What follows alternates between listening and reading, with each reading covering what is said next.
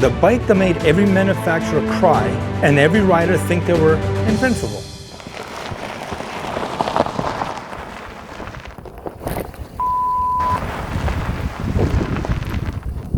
It's a great day and it's a bad day, meaning just another day. So why am I here? It's about a very interesting machine. The first time I noticed this bike when I came to view the ZX-12R, which is doing great, by the way. Really? Since I'm on the topic of the ZX-12R, I've got a video in the works. ZX-12R at 25. The bike that refuses retirement. Is going to be a deep dive into the highs, lows, and sheer stubbornness of this 25-year-old beast. Why am I here? Well, it's about my next investment, or as my wife calls it. The first time I saw this bike, I asked if it was for sale. The owner was not willing to entertain parting with it. However, he did say I will be the first person he was going to call.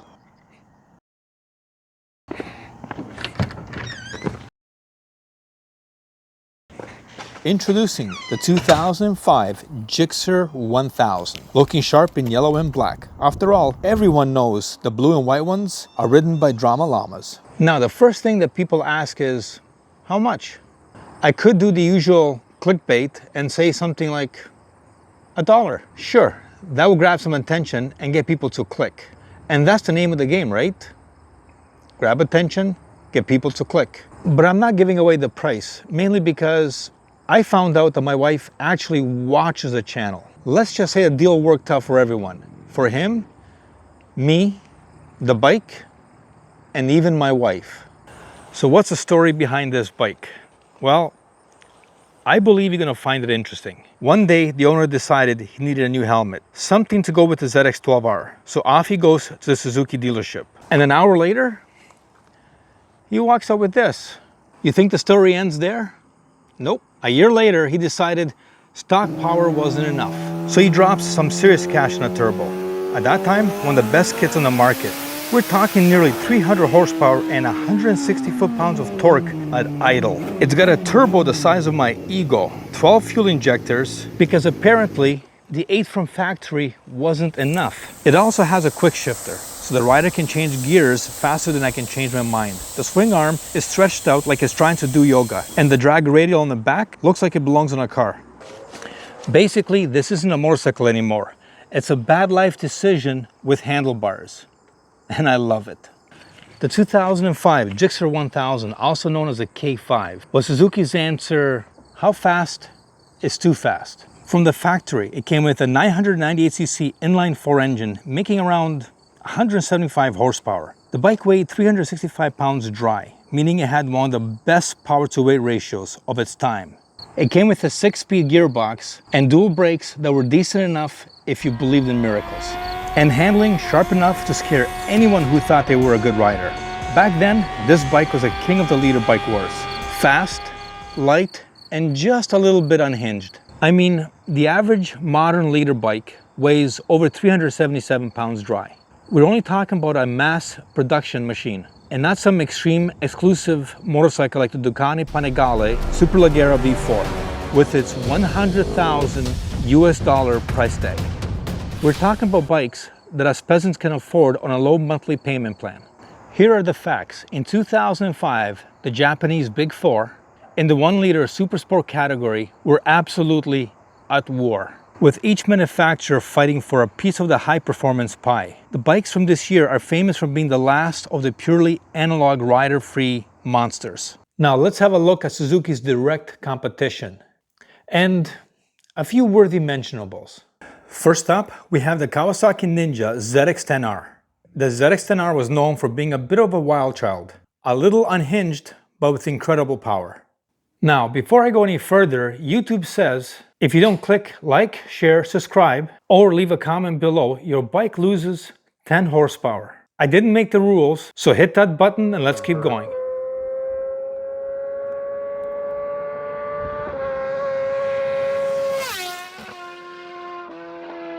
Next, the Honda CBR-1000RR. Honda's philosophy was always about balance and usability.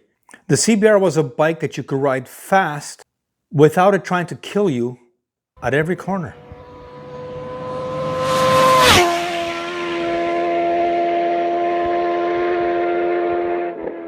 Then there's a Yamaha YZF R1, famous for its silky power and razor-sharp chassis, but also for making owners cry if they dare to ride in a single tank of fuel.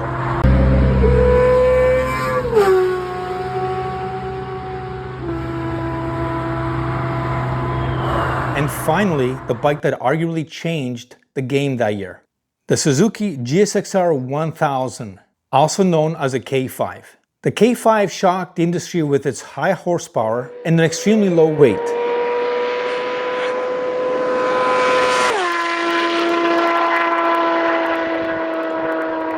While the horsepower numbers from the Italian bikes look lower on paper compared to Japanese machines, the experience was totally different. Their V-twin engines delivered a tidal wave of torque at a lower RPM, pulling the rider out of a corner with a thumping, thundering, exhilarating force. And of course, the exhaust note was simply unforgettable. First, we have the Ducati and their controversial 999R. While styling was divisive, its performance was not. It offered a raw, torquey ride that was a world away from Japanese rivals.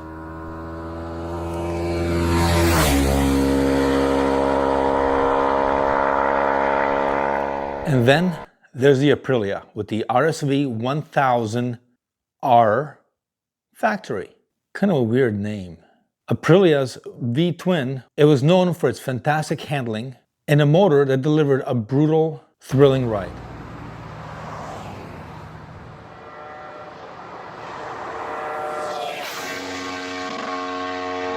With all these bikes fighting for the top spot, you might be wondering, hey, what about BMW? After all, they produce one of the fastest and best sport bikes in the world. Sorry to Ducati base, but it's true. Well, in 2005, if you walk into a BMW Motorrad dealership and asked to see their Supersport, the salesman would have looked at you with a kind but a confusing look. He might have said, you're looking for a track bike. We don't have one of those. We have a bike that will outrun the cops on the Autobahn while keeping your coffee warm. It's not a super sport, it's a super tourer.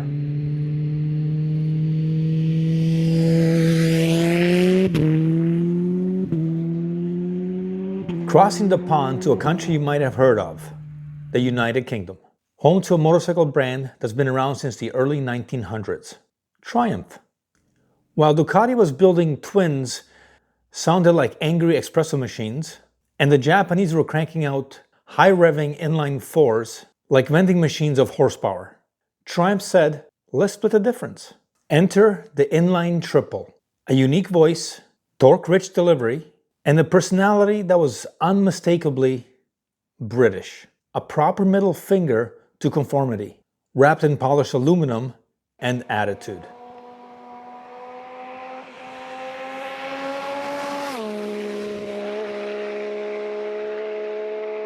And now for the best part. We're heading out to the land of the free, America. Arguably one of the most advanced countries in the world. In 2005, America gave us the Corvette Z06 and the Ford GT. And it's also home of Harley Davidson. Now, you may not associate Harley Davidson with high-performance superbikes, but they did produce a fascinating one, the VR1000. Co-developed with Eric Buell and Rush Industries. The VR1000 was Harley's ambitious attempt to dominate the racing scene. It was a huge leap from the traditional cruisers, featuring modern tech like fuel injection, dual overhead cam, and a high-tech chassis.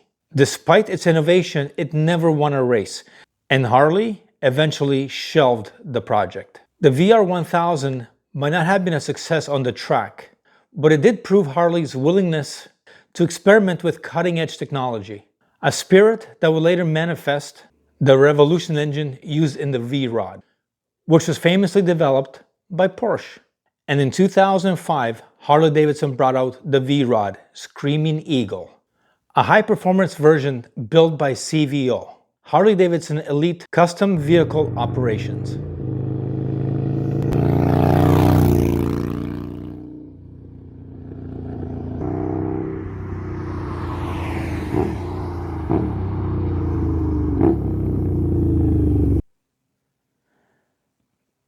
Did that guy just ride the wrong way on a major highway just to shoot a video? The K5 wasn't just another bike, it was a statement. It was a reminder of a time when motorcycles were purely analog monsters, and the only rider aids came from your own skill. Suzuki basically stuffed a rocket engine into a bicycle frame and said, good luck, don't die. It had more horsepower than common sense, handling sharp enough to delete your health insurance, and a reputation for turning average riders into overconfident crash statistics. As for what's next for this K5, well, the brakes are shot, the clutch is slipping, the battery is dead, fuel tank lock won't release, it needs new tires, oil change, and a rad flush. But I can say this, I'm returning it back to stock, other than the turbo. No, you see, that needs to stay, because nothing will put a bigger smile on my face than to troll those Kawasaki H2 riders. And that's the end of this video. And if you liked it or didn't, and just want to argue, hit share, like, and subscribe. Drop a comment to fuel the algorithms, hug your pets, change your oil, and don't let your Harley riding uncle test ride your GSX-R. Thanks for watching.